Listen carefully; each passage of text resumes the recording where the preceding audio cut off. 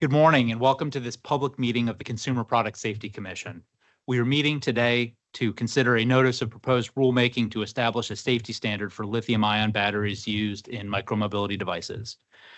We will start with commissioner questions for staff. We have several staff members present today to answer any questions. Specifically, we were joined this morning by Dwayne Boniface, Assistant Executive Director for Risk Reduction, and Daniel Weiss, Assistant General Counsel. Each commissioner will have 5 minutes for questions, and we'll have multiple rounds if necessary. After the questions are complete, we'll then move to consideration of any motions or amendments to the NPR. As a reminder, if you have questions that address the agency's legal authority or other legal advice, do not ask them at this time. We will now move to questions. Starting with myself, I have no questions for staff. Commissioner Honsarek? I thank staff for all their work on this, but I have no questions. Commissioner Trumka? Thank you. Ticking time bombs. I mean, that's what we're dealing with here, right? It's lithium-ion batteries and e-bikes, e-scooters, and hoverboards can be ticking time bombs, and it's leaving people across the country on edge. Fires start without warning. They can spread fast. They burn with great intensity for long periods of time. It's a threat that's left scores of people dead and injured. And you don't even have to own one to fear being harmed by one. People in apartment buildings are worried that their neighbor's e-bike might burn down the entire building. And that's not a hypothetical concern. We know that it's happening. One fire broke out on the 20th floor of a 37-story New York apartment building. It hurt 43 people. And for those living on floors above the fire, firefighters had to rappel down from the roof to save them through their windows.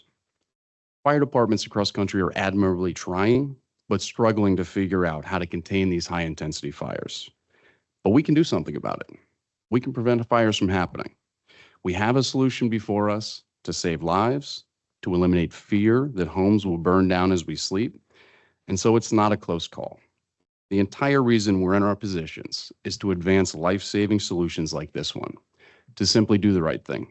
And so today, we take a vote on advancing it. It's also interesting to note just how uniquely popular this solution is. There's strong support for a CPSC lithium-ion battery rule from every single voice that's weighed in on this issue, including the industry that makes these products. And that never happens. So why here? It's because we've got companies here making safe products, and they're being undercut by dangerous foreign goods. And there's something else that never happens. At a time when politicians can't seem to agree on anything, there's bipartisan support in both chambers of Congress for a CPSC rule. So it seems that everyone appreciates the importance of our life-saving work. And here's just one example to drive home the point of why today's action is so critical and why it's necessary. According to a report from ABC News, just last month, happy, healthy twin 6-year-old girls went to sleep in their home in San Leandro, California. One of those girls never saw the morning. Fire that burned down her house claimed her life, along with the lives of her grandmother and her great-grandmother. 3 generations of that family gone in an instant. The kind of unimaginable pain that that family's reeling from has to be stopped, and we sitting here can stop it. So I'm proud to support moving forward this safety solution for lithium-ion batteries. Thank you. Commissioner Boyle? Thank you both for being here. I want to thank staff for all their work on this project over many years. I don't have any questions. Commissioner Ziak? Thank you. No questions. Hearing no further questions, staff is excused, and we'll move to consideration of the package. Thank you both. I will now entertain any motions or amendments that the commissioners may propose. And starting with myself, I have a motion and will recognize myself for 3 minutes to introduce it. I want to state clearly and for the record that I believe today's decisional to advance an NPR on lithium-ion batteries is misguided, and I opposed bringing it up at the time and in this way. Lithium-ion battery safety has been a priority, not only for me, but for all of us here on the dais. We're well aware of the devastation caused by thermal runaway fires. It's fair to say that all of us recognize that safety standards for lithium-ion batteries will not only protect American consumers from harm, but will also be a useful tool to interdict deadly batteries at the border from China and elsewhere. That said, the path my colleagues have chosen today is ill-advised and may further delay the safety benefits we'd all like to see. To put it plainly, the Democrat majority, who retains a 3-2 majority here at CPSC, are proposing a path that could delay safety benefits for consumers and place this entire rule at risk. My colleagues are upset with the new regulatory framework put in place by President Trump and his administration, including the formal interagency review process coordinated through the Office of Information and Regulatory Affairs. Rather than follow the prescribed process, they appear ready to cut corners and place a rulemaking at significant legal risk of challenge or congressional disapproval. Rules that are stayed, overturned, or eliminated under the Congressional Review Act offer zero consumer protection. If a court overturns this rule, CPSC would be forced to expend significant resources to cure any identified deficiencies, delaying any and all of the safety benefits in the process. That would actually be the better scenario under the path that Democrats have laid out for CPSC, because if Congress disapproves this rule under the CRA, CPSC would be prohibited from reissuing any such rule, even in a different form or another proceeding. And that's not a risk I'm willing to take for consumers. Advancing this rule at this time undercuts congressional efforts to address the very same issue. Just this week, the House of Representatives passed legislation instructing CPSC to proceed with a different regulation on lithium-ion batteries. The Senate Commerce Committee has already passed identical legislation. This legislation, it's a compromise bill with broad bipartisan support. Everyone from Chairman Cruz to Minority Leader Chuck Schumer agrees that this bill is the preferred path forward. Instead, my colleagues today are choosing to defy both the president and Congress. It's important to remember that President Trump won a historic re-election last year. The lawmakers who advanced battery legislation all have won majorities in their respective districts and states. None of us here have been elected to anything. Nevertheless, under the commission rules, the majority of the commission can set the agency's agenda, and there's nothing Commissioner Ziak and I can do to stop them. And so here we are. As a final attempt to comply with the clear direction that the president has set for CPSC, my motion would direct the commission to submit this NPR to OIRA pursuant to President Trump's February 18th executive order ensuring accountability for all agencies and the associated OMB guidance. Doing so would ensure compliance with the new interagency review process to allow CPSC the benefit of the views of other executive agencies and further ensure that the federal government speaks with one voice on complex policy matters like the one before us today. We should be seeking input from our sister agencies on lithium-ion safety. For example, it would be a great benefit for us to hear from the U.S. Fire Administration, DOT, EPA, and others with a stake in this matter. And doing so before we issue an NPR is the appropriate time to do so. Accordingly, I move to call up Feldman 1. Is there a second? Second. Thank you. We'll now move to consideration of my motion. Each commissioner will have 5 minutes to ask questions or make comments on the motion. Commissioner Hohn-Sarek, do you have any questions or comments? I do, thank you. CPSC is an independent agency with independent authority to issue regulations. Now, the executive order that you're talking about proposes to eliminate the independence of the agency by requiring all of our rules to be sent to the Office of Management and Budget within the White House for review.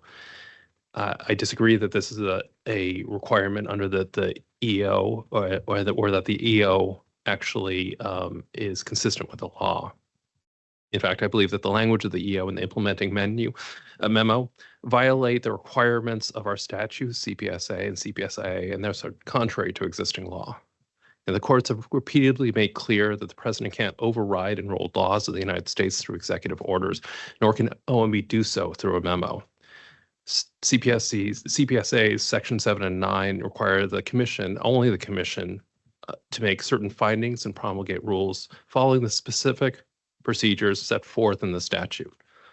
The executive order and OMB's memo are intended to empower the White House to make changes to a proposed rule that the commission must defer to. And the White House can even direct the commission to withdraw rules from consideration. Effectively, the White House is looking to replace the commission as a decision maker and ignore the procedural requirements set forth in statute. Furthermore, this is a case where referral to OMB is not just inappropriate, it's also unnecessary and undermines safety. CPSC statute already requires the agency to conduct a complex and detailed work to move regulation forward, and this can take years. Adding the hoop suggested by OMB on top of CPSC's process will delay a final rule by a year at least and may prevent it altogether. CPSC already provides the opportunity for OMB to weigh in, as well as our sister agencies out there, as you have suggested.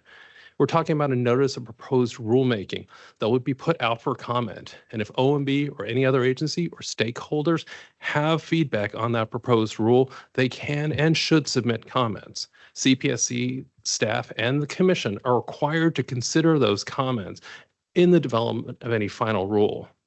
But in the end of the day, because the EO and implementing memo conflict with the law, I can't support this motion.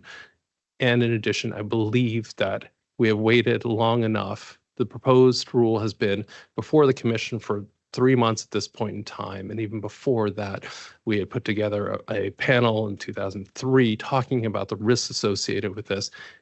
Every moment that we wait, we continue to put lives and people at risk. So I feel important to move forward. I yield back. Thank you. Commissioner Trumka? An independent agency is able to make determinations unfettered by political dictates or self-interested industry pressure. That's a quote from the 1972 U.S. Senate report on the Consumer Product Safety Act, the act upon which this agency is built. Independence in our rulemaking is enshrined in statute, and no prevailing legal authority takes it away for the rule before us today. I will not support an action that conflicts with the law. Commissioner Boyle? Thank you. I oppose this motion. By its own terms, the executive orders that the acting chair refers to instructs us to heed the terms of the agency's governing statutes above any directive contained in an executive order. For example, the executive order entitled Ensuring Accountability for All Agencies states, "Nothing in this order shall be construed to impair or otherwise affect the authority granted by law to an executive department, agency, or the head thereof."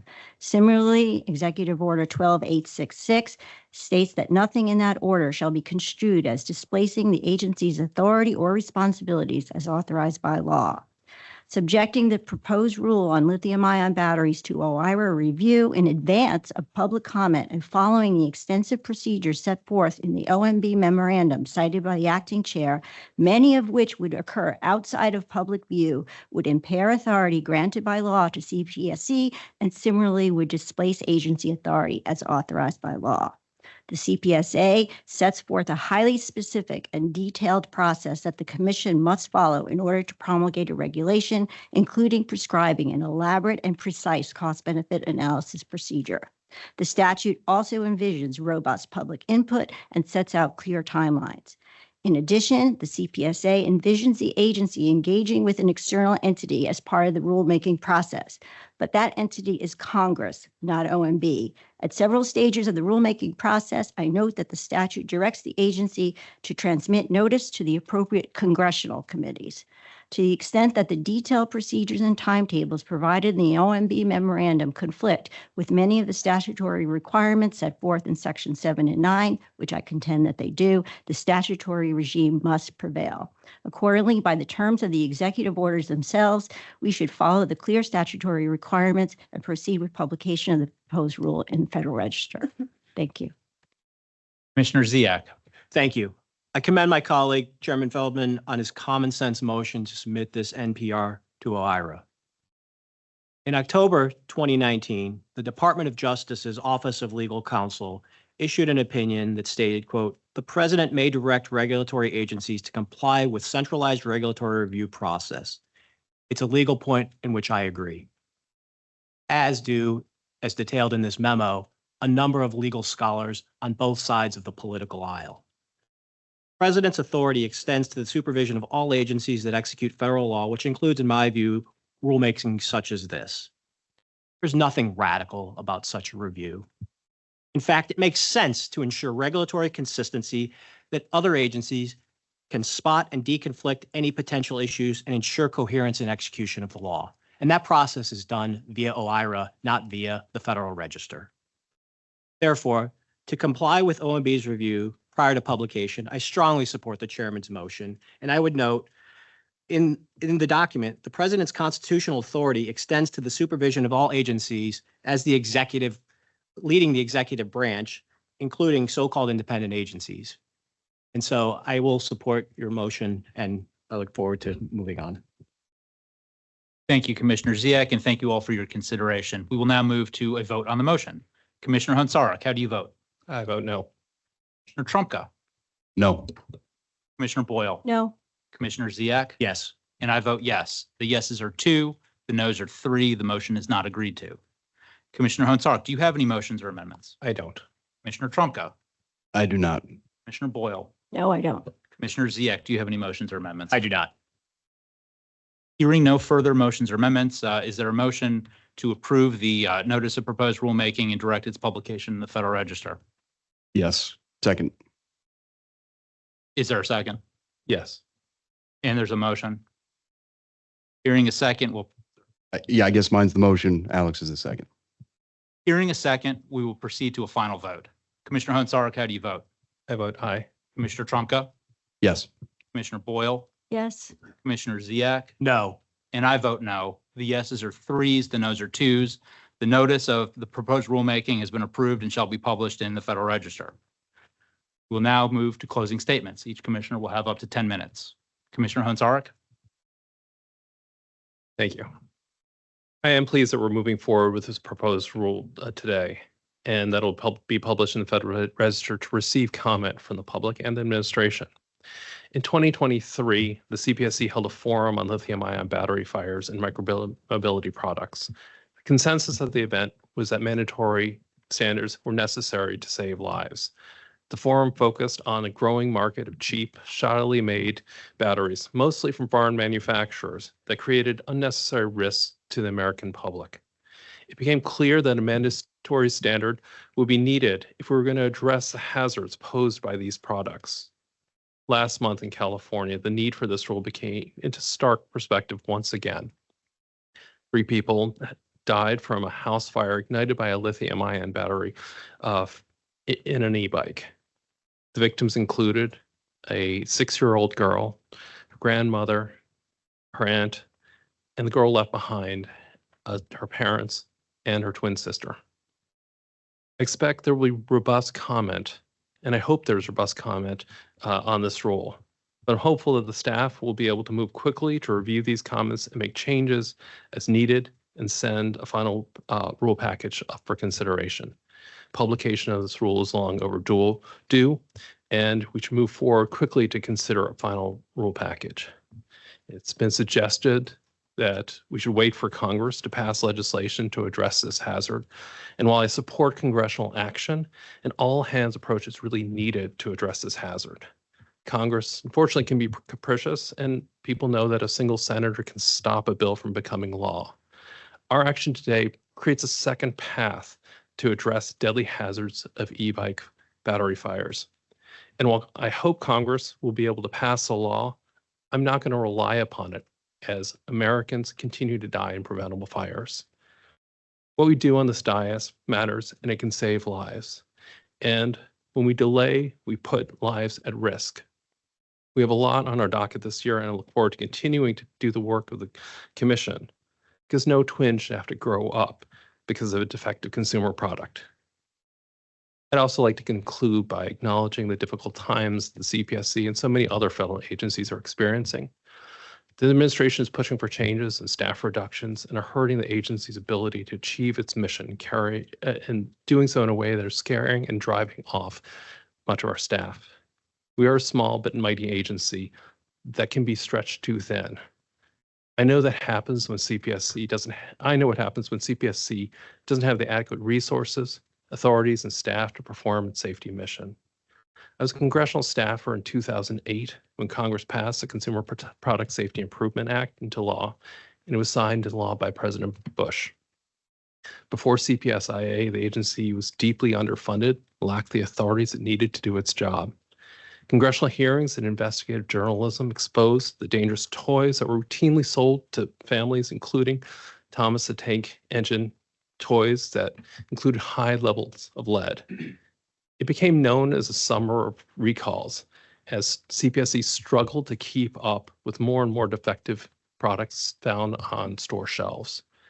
Congress had stepped in with legislation that authorized increases to the agency's staff and resources, new authorities to address safety hazards in children's products. and direction to create a risk assessment methodology to catch dangerous products at import. Since then, the agency has used this infusion of resources and new authorities wisely to increase the presence at ports across the country, promulgate mandatory safety rules for toys and nursery products, and vigorously enforce our nation's product safety laws. During my time as chair, this agency took actions to strengthen consumer safety across the country and to save lives.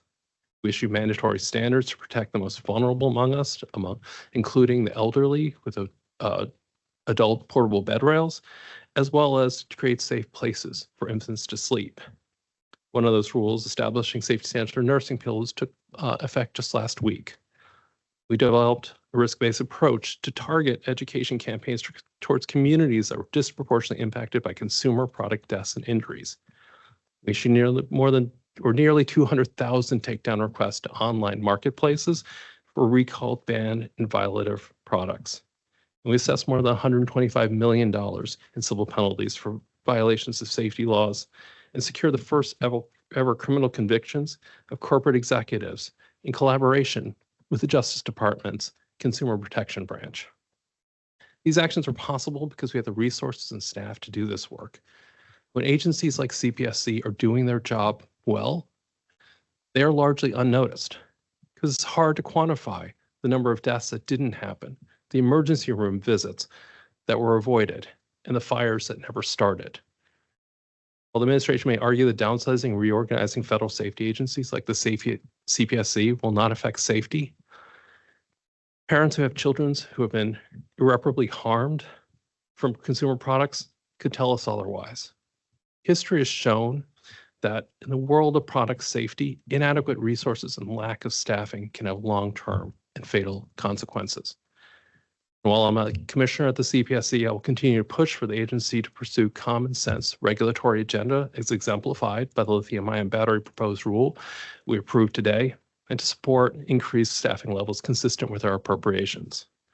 I do want to thank the staff who have worked on today's important proposed rule, and to thank all of the CPSC employees who strive daily to advance the mission of protecting consumers from unreasonable risks of injury and death associated with consumer products.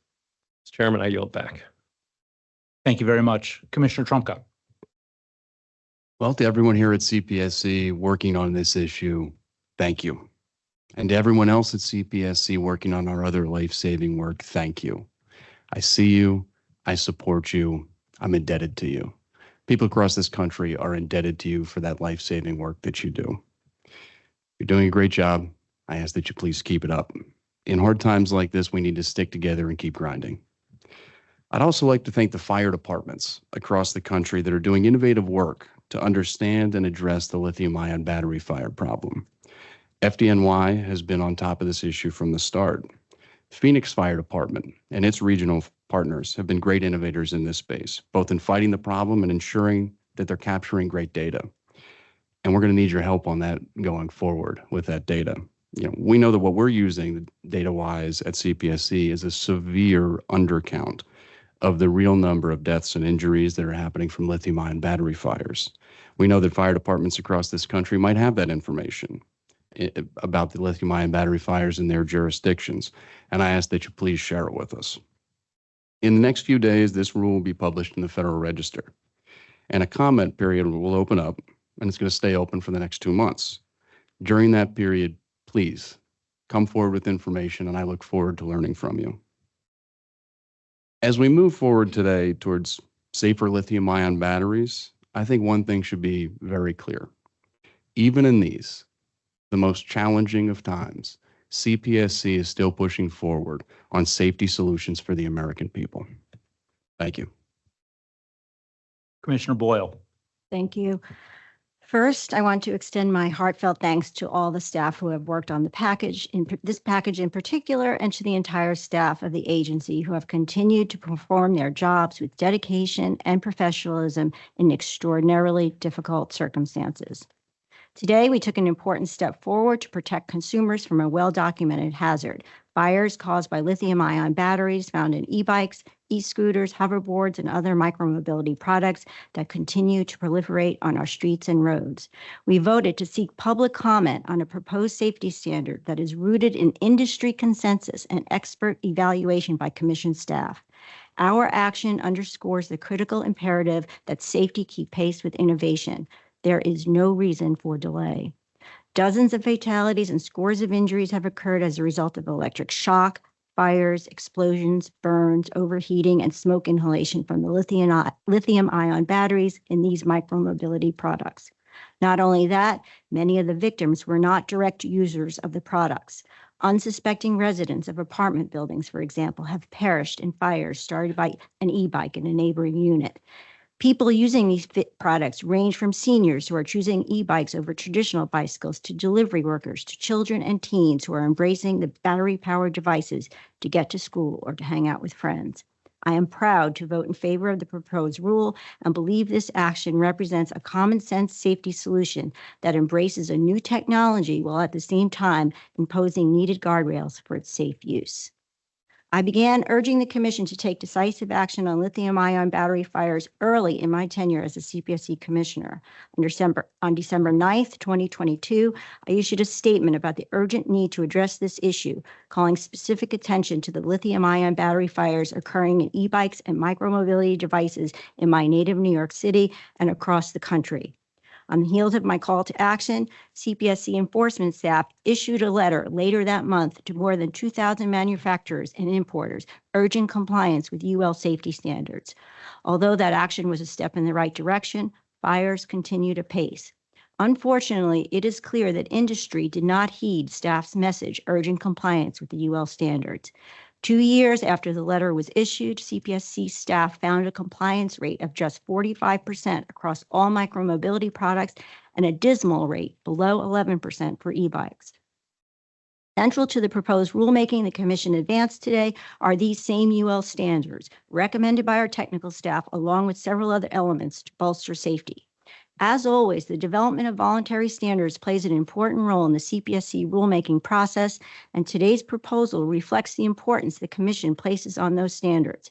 But the industry obligation is twofold. Not only must industry develop strong standards, it must comply with them. The CPSA compels the Commission to rely on a voluntary standard if the standard would adequately reduce the risk of injury and there will be substantial compliance with the standards. Absent compliance, a strong standard amounts to no standard. Here, even if the Voluntary Standards Committee were to adopt the additional elements the Commission proposes today, the evidence in the staff package demonstrates an abysmal level of industry compliance with the voluntary standard, necessitating mandatory action by the Commission. Finally, I want to address again the process of advancing the rule today.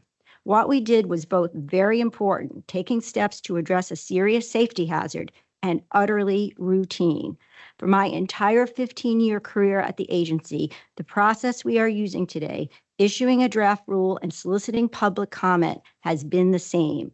This has been true regardless of who is sitting in the chairman's seat or at OMB. I see no reason, nor has a legitimate reason been proffered for doing otherwise. Deviating from that well-established path would not only violate the principles of independence at the center of the Commission's authorizing statute, but also contradict the specific instructions for this agency's rulemaking set forth in law by Congress.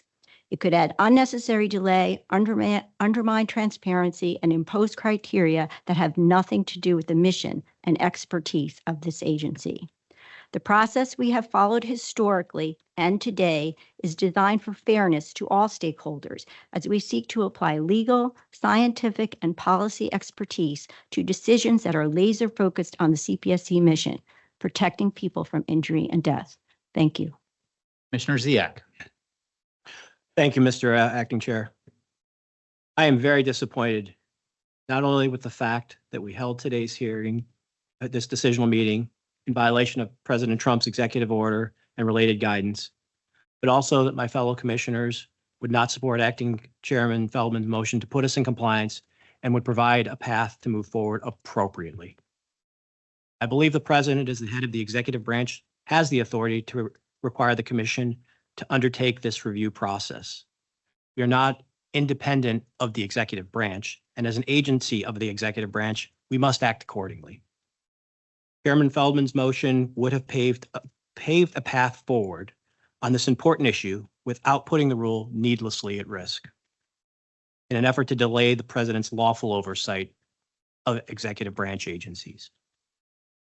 Moreover, on Monday, as noted, the House of Representatives, in an overwhelmingly bipartisan fashion, passed the Setting Consumer Standards for Lithium-Ion Batteries Act, and the Senate is poised to follow suit. And I would add one correction. One senator cannot block the enactment of a bill. That is categorically false. It is clear there is substantial interest in reducing the dangers of lithium-ion batteries and micromobility products, and in general. As my colleagues mentioned, Congress supports a bill, but it is not this rulemaking. It differs. By passing this and moving forward, we are going to create confusion in the market in addition to the defiance that we are exhibiting. In my view, new explicit statutory authority provides a clearer, cleaner path without the regulatory and legal risks that we are creating. To be clear, today's action puts the agency in this rulemaking at risk, and as a result, I was unable to support this ill-advised and defiant path my colleagues have chosen because they object to the outcome of an election. Acting Chairman, I yield time. Thank you. And finally, I'll recognize myself. I too am disappointed in the results today. My colleagues have now directly defied the president, OMB, OIRA, and Congress. I believe they put an important safety rule at risk in the process.